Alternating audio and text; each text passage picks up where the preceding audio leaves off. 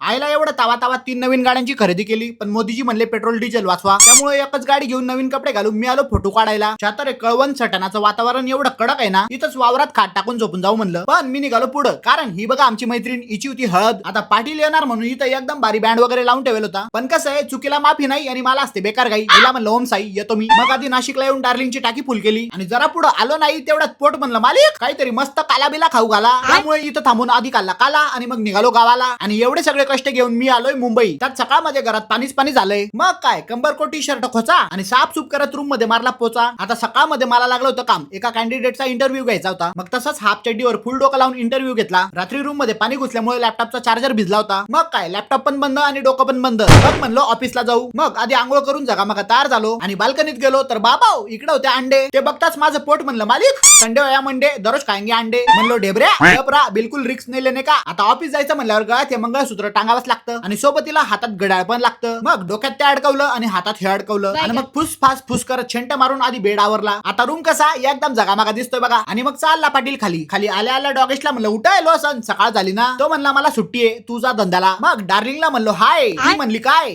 म्हणलो ऑफिसला जायचंय. ती म्हणली सूर्य कस काय पश्चिमेला उगवला. म्हणलो राणी काय सांगू तुला भिजलेल्या चार्जरची कहाणी. तू पटकन लाव गाणी आणि ऑफिसला सोड मला गपगुमानी. मग काय गँग गँग करत चाललो मी आता ऑफिसला. तुम्ही घ्या पटकन फॉलो करून. पुन्हा भेटू तोपर्यंत जय महाराष्ट्र.